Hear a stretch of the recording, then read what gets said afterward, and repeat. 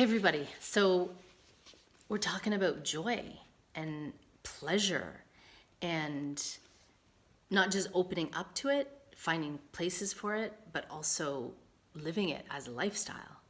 And joy is related to pleasure. So what I wanted to do, even though it kind of feels like cheating, just reading a book, but I guess people do it for kids, I'm just doing it for you, you're an adult.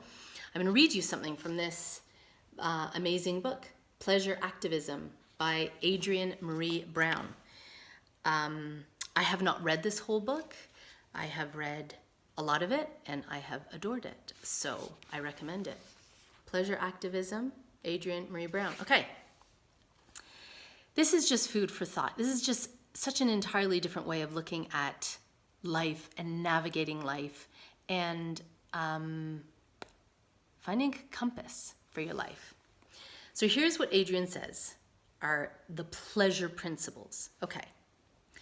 What you pay attention to grows.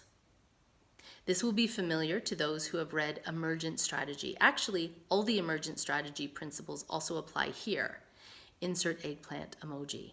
I know that there is something there that I should know, but I don't know about eggplant emoji. Tune into happiness. What satisfies you? What brings you joy?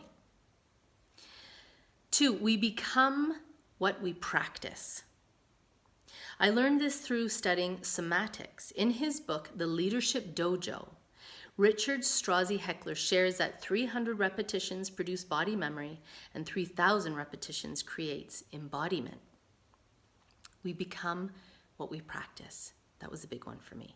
First one is what you pay attention to grows. Number 3, yes is the way.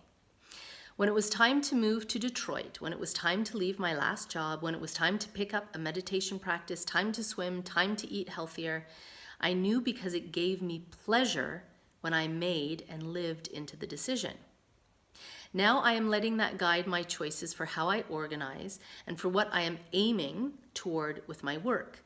Pleasure in the processes of my existence and states of my being. Yes is a future. When I feel pleasure, I know I am on the right track. Puerto Rican pleasure elder Idalise Malave shared with me that her pleasure principle is, if it pleases me, I will. By the way, for a woman to say, if it pleases me, I will, because the opposite is also true, if it does not please me, I won't, is revolutionary. Next one, when I am happy, it is good for the world. Side note here, footnote here. I owe this one to my incomparable, brave, and brilliant Canadian, Jody. Folks who are rooted in sensing and seeking pleasure and bring that energy into their work and relationships are shining a light for others. There is another path that isn't full of stress, self-doubt, pain, victimization, and suffering. There is a path in which everything is learning, playing, practicing, doing things anew. Yes, please, is all I can say to that. Next, the deepest pleasure comes from riding the line between commitment and detachment. Commit yourself fully to the process, the journey, to bringing the best you can bring. Detach yourself from ego and outcomes. Excellent. Next, make justice and liberation feel good. Next, your no makes the way for your yes. Boundaries create the container within which your yes is authentic. Being able to say no makes yes a choice. Finally, moderation is key. The idea is not to be in a heady state of ecstasy at all times, but rather to learn how to sense when something is good for you, to be able to feel what enough is. Related, pleasure is not money. Pleasure is not even related to money, at least not in a positive way. Having resources to buy unlimited amounts of pleasure leads to excess, and excess totally destroys the spiritual experience of pleasure. It's so good. Here's what stands out for me. What you pay attention to grows. This is something that I've heard a million times. When I read it again, it blew my mind because it made me really think about what I focus on and what I might desire to focus on instead. Enough said. We become what we practice. This last line. 300 repetitions produce body memory, and 3,000 repetitions creates embodiment. So for me, the way I interpret that is, if I do things a few times, I remember how to do it, it's familiar.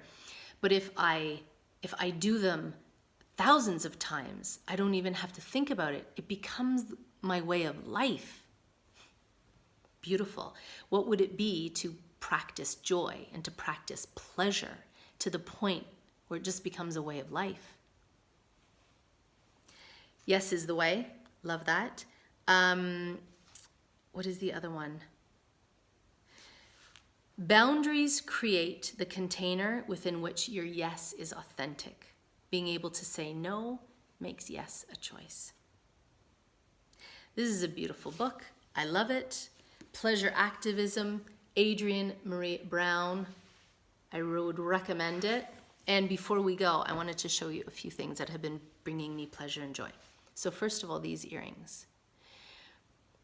I have worn these earrings every day for, I guess, about 3 weeks. These are maybe even 4 or 5.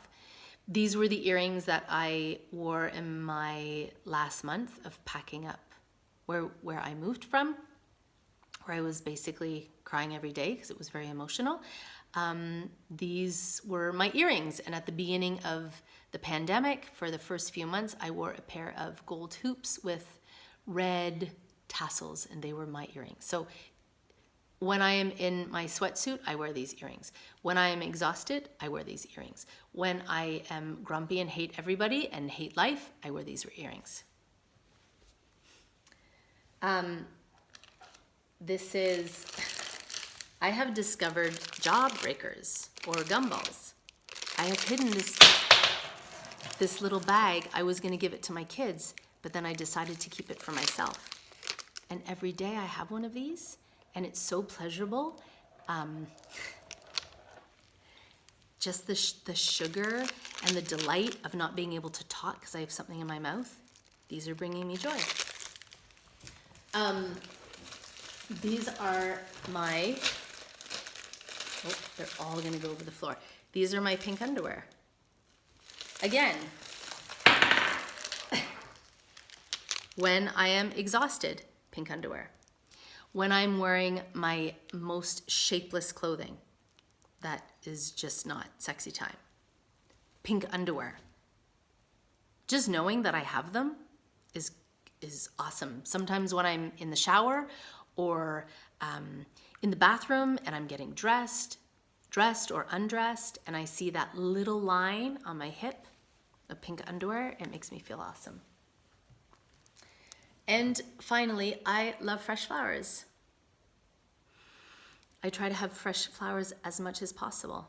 And you know what the good thing about fresh flowers is? You can pick them up everywhere. I love fresh flowers from my local forest, and I will also buy them at Walmart, which is where those came from. My second trip to Walmart in my life, I kind of get the Walmart thing, is all I'm saying. Thank you. Joy and pleasure. Where is it in your life? How do you find joy and pleasure in your life? I would love to hear. Let me know. Leave it in the comments. Send me an email, sophie@sophielexon.com. And I wish for you more pleasure and more joy available to you, even without lifting a finger than you can handle. From my pleasure and my joy to your pleasure and your joy. Bye for now.